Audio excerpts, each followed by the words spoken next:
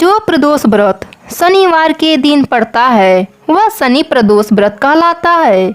शनि प्रदोष व्रत सभी प्रदोषों में सबसे महत्वपूर्ण और बड़ा माना जाता है।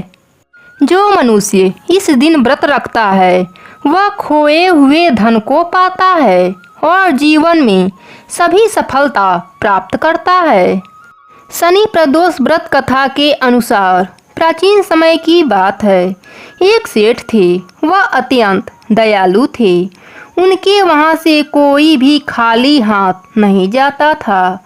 वह सभी को जी भर के दान दक्षिणा देते थे, लेकिन दूसरों को सुखी देने वाले वह स्वयं बहुत दुखी थे। उनके दुख का कारण था संतान का न होना। संतानहीनता के कारण दोनों पति पत्नी दुखी रहते थे। एक दिन दोनों तीर्थ यात्रा पर जाने का निश्चय किया और अपने काम काज को दूसरे को सौंपकर चल दिए। अभी नगर के बाहर ही निकले थे कि उन्हें एक विशाल वृक्ष के नीचे विशाल समाधि लगाए एक तेजस्वी साधु दिखाई दिए। दोनों ने सोचा साधु महाराज से आशीर्वाद लेकर आगे की यात्रा शुरू की जाए। पति पत्नी दोनों समाधि लिए साधु के सामने हाथ जोड़कर बैठ गए और उनकी समाधि टूटने की प्रतीक्षा करने लगे। सुबह से शाम और फिर रात हो गई, लेकिन साधु की समाधि नहीं टूटी। मगर सेठ पति पत्नी विनय पूर्वक हाथ जोड़कर बैठे रहे। अंततः अगले दिन प्रातः साधु समाधि से उठे।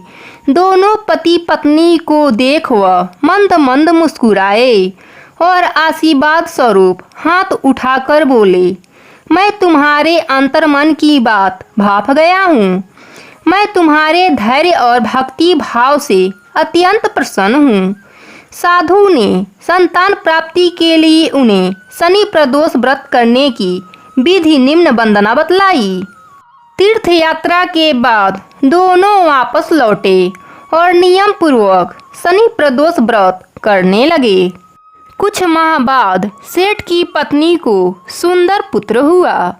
शनि प्रदोष के प्रभाव से उनके छाया अंधकार विलुप्त हो गए। दोनों आनंद पूर्वक रहने लगे। इस प्रकार शनि प्रदोष व्रत कथा सुनने से सुख वैभव धन्य धान पुत्र पौत्रादि युक्त होता है। शारीरिक सुख मिलता है, अपने शत्रुओं पर विजय प्राप्त कर लेता है एवं अंत में संपूर्ण पापों से मुक्त होकर शिव धाम को जाता है।